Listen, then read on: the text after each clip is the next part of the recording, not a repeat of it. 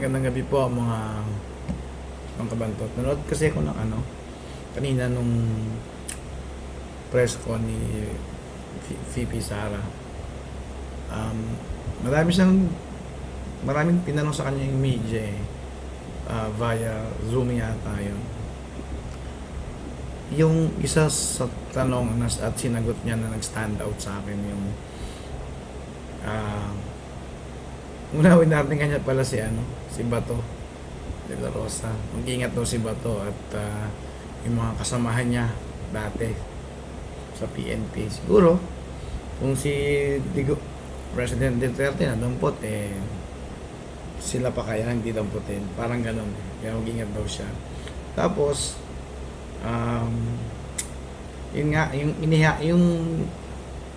yung nilapag doon sa ICC, 43 murder cases lang.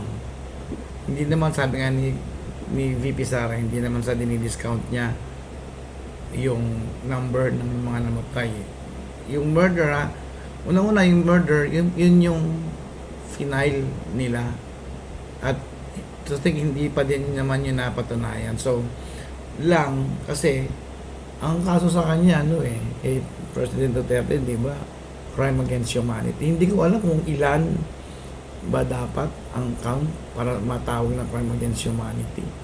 Hindi ko ma-search Hindi ako maalam sa ganyan Ipaubayan na lang natin sa mga nakakaintindi o sa mas marunong dyan. Pwede kayo mag-comment kung ano. So, parang gano'n. So, tsaka, di ba, tayo lang ang bansa nga naman na pinamigay yung tao natin sa kamay ng ibang mga ng banyaga. Pinaubaya yung hustisya, di ba? Wala bang justice sa Pilipinas? Hindi na ba umiiral ng justice dito? May civil war ba dito sa atin? Kung ganun, 43 cases ng pagpatay. Sabihin na natin pumatay granting without accepting. Paano yung mga Abu Sayyaf dyan, yung mga MPA dyan, yung mga Maote, yung mga grupo ng mga pumapatay din. Di ba? O, yung si dating army na militar, yung payat na kinasuhan din ng pagpatay. Marami mga ganyang nasa armed forces na may mga ganyang kaso. As dating Pangulo pa, hindi pa nga dumaan sa local judiciary, sa korte sa Pilipinas. Paano yung mga Amerikano na nasa Iraq, nasa iba-ibang teritoryo, nasa ibang bansa, pinapasok nila yun doon. Diba? Kaaway ng mga Arabo, mga Amerikano, ang dami nilang pinagpapapatay ng mga tao, ng mga kriminal, ewan ko sa version ng mga Amerikano, kalaban nila, terorismo, pati mga walang kinalaman na dadamay. Di hamak, mas marami silang pinatay. Ang nangyari kasi, kwento lang yung kay Digong na libo-libo daw yung pinatay, pero wala naman sa papel. So dapat di ba, dumaan sa tama, dumaan sa legal. Mahirap, walang napatunayan, tapos alam, sabi nga ni Sara Duterte, tayo na mag-desisyon mga Pilipino kung saan tayo papunta. Siguro hindi naman siya nangihikayat ng kung ano man, ng pag-ihimagsik or people power. Hindi nasagot ang people power, laos na yan. Hintayin natin yung susunod na eleksyon.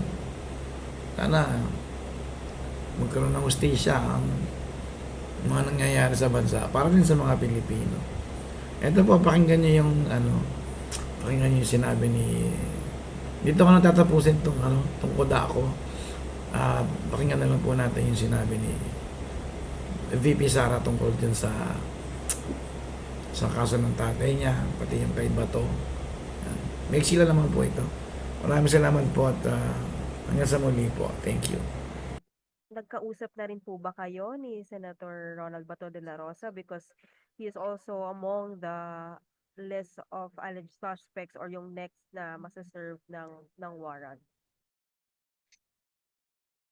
Mm, hindi pa kami nagkausap ni Senator Bato de la Rosa. Mag-ingat siya at lahat ng mga nandoon na, na mga complaints ng mga former uh, police, PNP personnel, officers, mag-ingat sila dahil kung meron mang sinasabi na merong warrant, ay malamang merong warrant yan dahil nakita natin na meron ngang warrant of arrest dito kay Pangulong Duterte.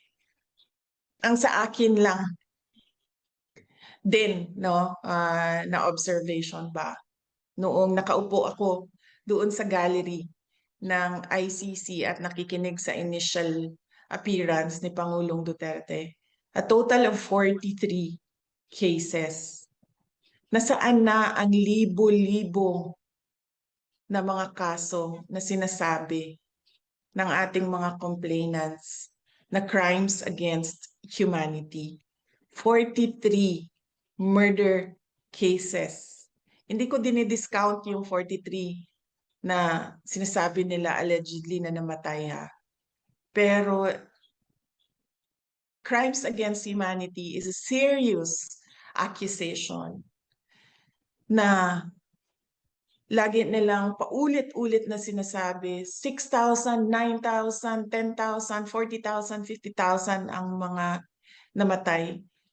And they cannot even come up with 100 names ng mga namatay ng supposed war on drugs, which amounts to crimes against humanity. Nagiging, alam mo, nahihiya ako as a Filipino citizen ngayon eh. Nagiging, katatawanan tayo ng buong mundo na merong isang bansa na binibigay ang kanyang citizen sa isang foreign jurisdiction, foreign organization. Hindi ginagawa yan ng mga bansa. In fact, tayo nga sa loob ng Pilipinas, every time may OFW na convicted abroad, ginagawa natin ng paraan na magkaroon siya ng pardon para maibalik siya sa Pilipinas. Ito sa atin ngayon ay kabaliktaran. Akusado lang ng 43 cases,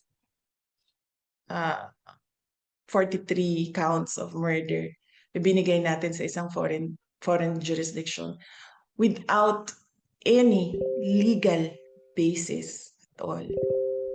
Nahihiya ako humarap sa buong mundo na ganito mag-isip ang ibang mga kasamahan natin dyan sa bayan, ibang mga Pilipino.